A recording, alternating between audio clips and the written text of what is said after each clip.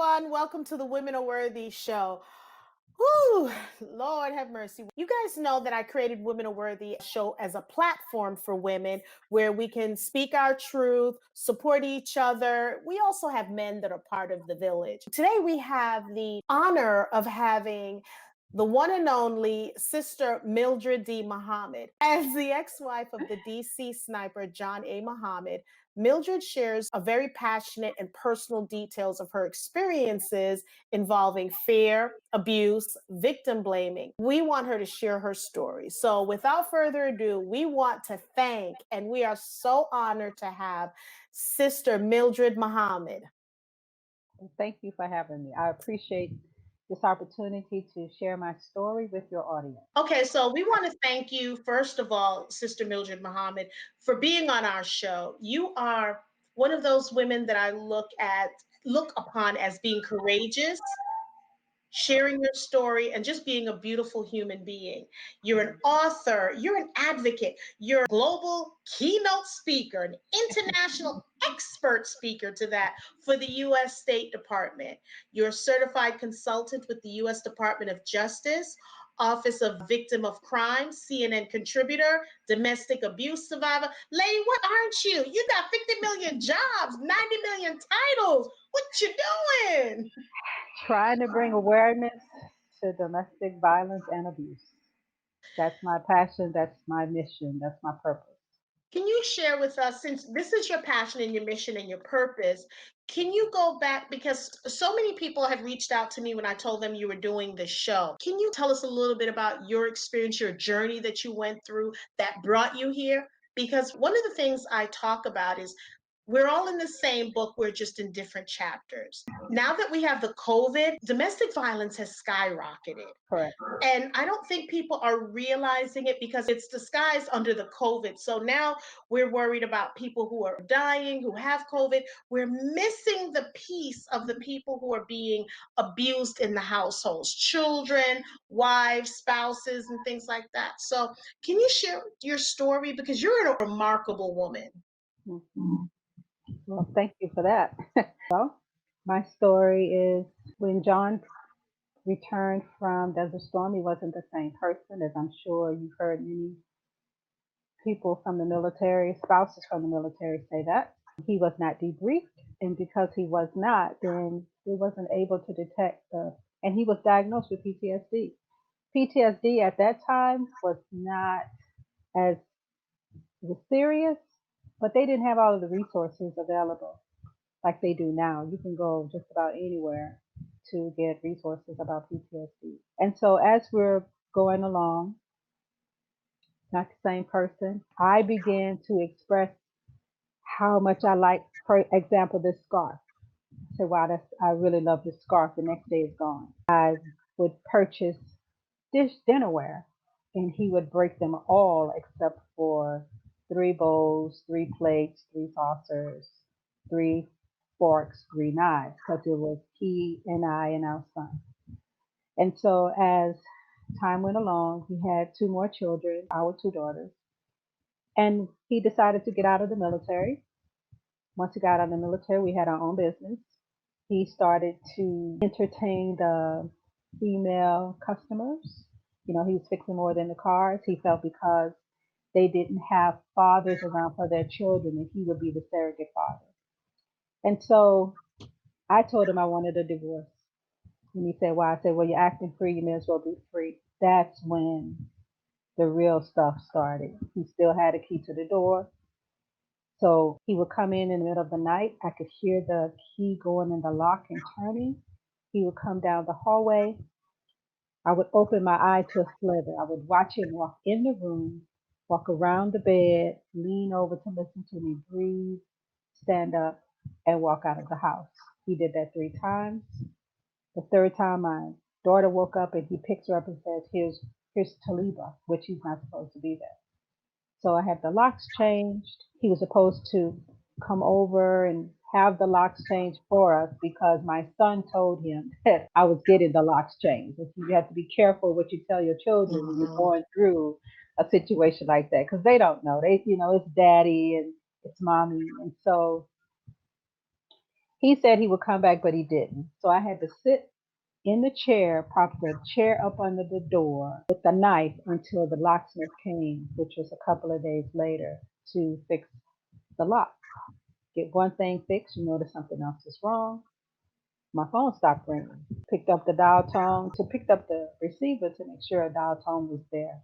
My friend called and said she was just calling to find out how me and the children are doing. I said, well, what number did you call? She said, well, John changed your number. I said, well, can you give me the number? She said, no, I can't give you your number. I said, why not? She said, well, I'm afraid of John. I just called to check on you like he asked me to do. And she hung up. So I called the phone company and I told them that I needed to get my number changed. They gave me a new number. As soon as I changed the number, the phone rang. And it was John. He said, who told you to change this number? I said, I don't need your permission to change my number. I hung up, called the company again, and asked for a supervisor this time. And I asked, isn't it against the law for you to change the number of a resident who doesn't live in that place? And he said, yes. So they gave me a new number, put a code on it, and come to find out the way he was getting my number is he had befriended an employee at the phone company. So every time I changed my number, she would call him, give him my new number, and that's how he would be in contact with me. So then we had to have visitation with the children, and I was able to get a lifetime restraining order. However, they also included in the restraining order that he would have unsupervised visitation. So we had to find someone who would take the children from me, take them to him, and bring them back. First weekend was fine. Second weekend was my mom's birthday. He was supposed to have them back that Sunday. They didn't come back. The person who was supposed to bring the children back had a note with $2 in it from our daughter. She said, happy birthday, grandma. And I said, well, where's my children? He said, well, you have to call John. So blowing up his pager. We didn't have cell phones back then like we do now. We had pagers. So he calls me at 7:35. My son is on the phone. I said, ask your dad what time are you coming home? He said, Mom, Dad said we'll be there in an hour. So that's 8:30. So I get their pajamas ready, pull back the sheets on the bed. It wasn't there. So I'm blowing up his pager again. At 11:35, he calls and he says, we're en route from Seattle. We'll be there shortly. As I'm hanging up the phone, I have butterflies in my stomach and something's wrong. They didn't come back. The next day was Monday. I'm thinking, okay, maybe he took the children to school for me and then I would have them back that evening. But he didn't take them to school. I called the school. I called the school every day that week. And I went there Friday and that's when they told me that my children wasn't there. So I come home, I call the police and they say, well, do you have a parenting plan? I said, no, sir. He said, well, sorry, there's nothing we can do. He has just as much a right to your children as you do. And I call that the window of opportunity because we had planned to go to court to establish custody. Mhm. But because there was that window of opportunity, he was able to just take them out of the country, which he did. And it was 18 months before I saw my children again. I come to find out that he emptied the bank accounts. He called the landlord and said he was no longer going to pay the rent. And so I was signing for a package for my mother on Mother's Day and I passed out. I was taken to the hospital. Only two people knew I was in the hospital. The My doctor said that I had lost 3 units of blood and I needed a blood transfusion. So I get in the hospital, my phone rang, and it's John. Mm. He said, how's mom?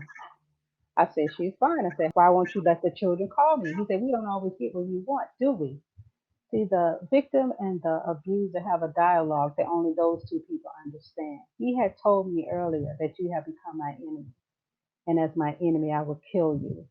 So I had two choices. I could go back to him and die, or I could hang up the phone and never see my children again. And I hung up the phone. Then I let out a scream. And the nurse came in and she said, what's wrong? I said, can you trace the call? They traced the call to a woman who called the hospital for him. My mother called shortly thereafter and said John just called her and said he's on his way to the hospital to kill her daughter. So they took me out of one room and put me in another, took my name off of the register, placed a guard outside my door. Anyone who was coming up to see me had to sent up their ID so that I would be able to identify to them if it was John or not. A social worker came in and told me that I couldn't go home. I said, what do you mean I can't go home? I got to go take care of my mother. She said, don't worry, we'll take care of your mother. But we have three things we need you to do. Number one, you need to change your name.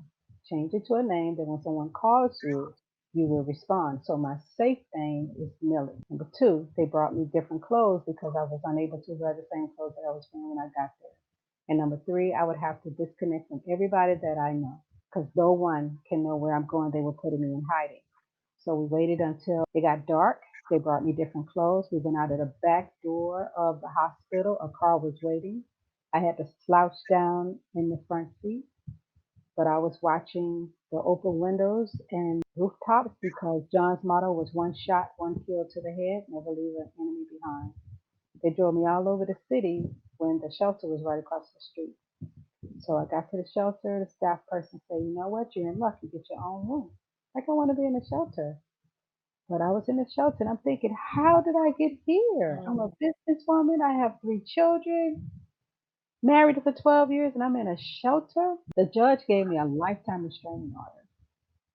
He said, you really need to get away from this guy. I said, Your Honor, I am really trying to do that. So the next day, that's when I found out 18 women were in the house and I was in the shelter. I was able to get my divorce while I was in the shelter, October 6, 2000. I was able to get a writ of habeas corpus. That meant anywhere they found my children, they were to bring them back to me. Washington State had just passed a law stating that if you are a victim of domestic violence, you can leave the state without being charged with kidnapping, and you do not have to let your abuser know where you're going.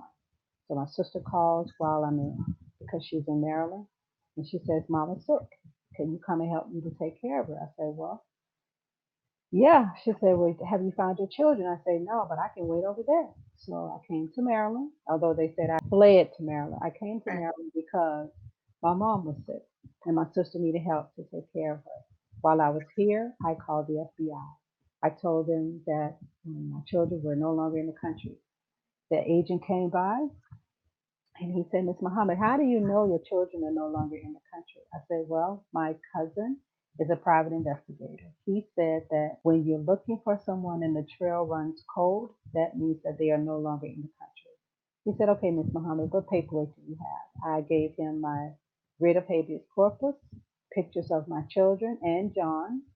I gave him my divorce decree, and I gave him all of the information that he requested. He said, okay, I'll get back to you. He sent me my paperwork back in 2 weeks.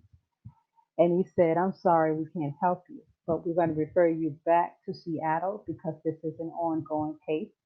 I called the FBI there. I told him that I was in hiding, that John was going to shoot me in the head. My children are no longer in the country, and I need your help to find my children. He said, Miss Muhammad, since we know he's looking for you, what we want to do is we want to put you in the middle of a parking lot and use you as a decoy. I said, excuse me. Didn't you tell them one shot in the head? Isn't that what you told them? And I had to repeat that. I said, excuse me, it's going to be a headshot. You're not going to know which way the bullet is coming from. He said, well, we're just trying to help you out. Click. I hung up the phone. So August the 30th, I get a call from the executive director of the shelter I was living in. She said, Millie, I think you found your children. You need to contact Detective McCarthy in Bellingham, Washington. Fax all of your paperwork to him. I did that. She said, follow up with a phone call, and I did that too. August the 31st, I get a call from him and said, Miss Muhammad. I said, yes, sir. He said, we got your children. I said, what you talking about? He said, no, we got your children, but you have to fly back to Tacoma for an emergency custody hearing. So I flew back the Labor Day weekend, September the 5th. Went to court. John was there. The judge said, we're here today to decide who gets custody of the children. John said, Your Honor, she already knew what those children were. He said, sir, you have to go through the same process as she went through. He had to sign over the children to me, gave him the documents, he signed it and flipped it back to the court. Judge said, case dismissed. So we waited for him to leave out of the courtroom. My attorney was in front of me. We went in the hallway. My attorney was in front of me. My advocate was to my right, and my back was to the opening of the hallway. The courtroom door was to my left. My attorney is calling.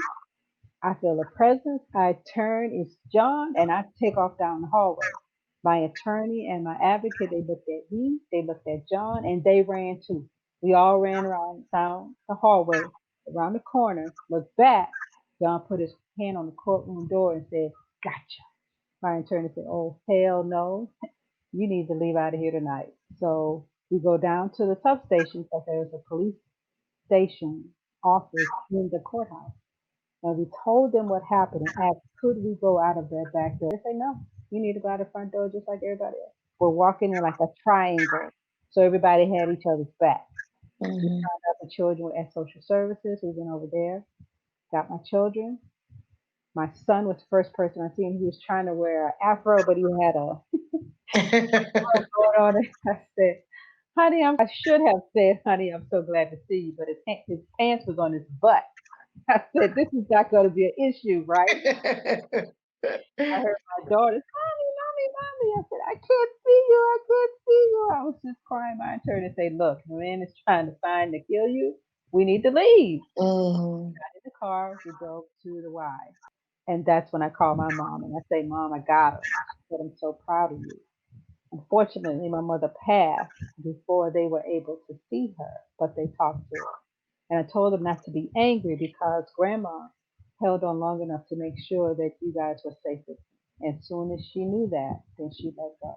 So we had to wait until it got dark. We went in the basement of the Y, around the swimming pool, through the clothing closet. There was a red door. We opened the red door. There was a car waiting. We got in the car, drove 45 minutes one way to SeaTac Airport. Security picked us up from the car, escorted us to their security office.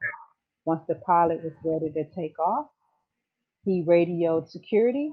Security walked us to the airplane. We got on the plane, landed at BWI Baltimore, September 5th, 2001. Fast forward to the shooting. They told us to look for two Caucasians in a white box truck. So I was looking for that, and I was looking for John. Everybody was looking for two people. I was looking for three. October the 23rd, ATF knocked on my door. They asked when was the last time I seen John Allen Muhammad. I said, why are you asking me about John? Because my palms were sweating. And they said, well, we just want to know when's the last time you seen him. I said, September 2001 at an emergency custody hearing. They asked me to go down to the police station. They asked me again when was the last time I seen him. And I told them, September 2001 at an emergency custody hearing. They said, well, have you heard about any shootings in Nevada? I said, no, haven't heard about that. I said, okay. So there was an agent walking back and forth in and out of the room. And he just stopped. He said, look, Miss Muhammad, we just have to tell you, we're going to name your ex-husband as the sniper. I said, what?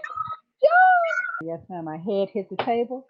I said, well, do you think he would do something like that? I raised my head. I went, oh, yeah. They said, well, why would you think that? I said, well, we were watching a movie. I don't remember the name of it. He said, I could take a small city, terrorize it. They would think it would be a group of people and it would only be me. I asked him, why would he do something like that? But he changed the subject. He said, well, Miss Muhammad, didn't you know you were the target? I said, well, no, why would I think that? I said, well, there was a man that was shot down the street from you 6 times. They took his laptop and $3,000. There was another man that was shot a couple of miles from you in the abdomen. Miss Muhammad, you were the target. Would you like to go into protective custody? I said, you got to ask me that? They said, well, everybody don't want to go. I said, okay. Do you know where he is? They say, no, ma'am. Have you caught him yet? No, ma'am. And you still have to ask me. Yes, ma'am. So yes, I want to go into protective custody, but we have to go and get my children. So the first person I see is my son. I pull him in the bathroom. I say, honey, they're going to name your dad as the sniper. He starts to melt to the floor. I say, but you could not break down right now. So pull him down, take him downstairs to my daughter, tell them the same thing. They started crying. I say, no, we got to pack. We got to go. And so we get in the car. We're driving away. And that's when the media is coming in. If he didn't know where I was before then, he knew You where I knew was now. because the Mhm. media lights were everywhere. They were reporting that this is where I was living and all of that. So we get to the hotel, which I still don't know where it is. And I turn on the TV, and that's the first time they show his picture on TV. And I walk over to the TV, put my hand on the screen, and say, "What happened to you?" My son is crying on one bed, my daughters are crying on the other. I pull them together, they cry themselves to sleep. I get a pillow, I go in the bathroom, I turn the water on in the sink, I turn the water on in the tub. I close the door, I sit on the floor, and I scream in the pillow because I didn't know what to do and I didn't know who to call. The next day is when they called. And then that's when the trial and everything else began.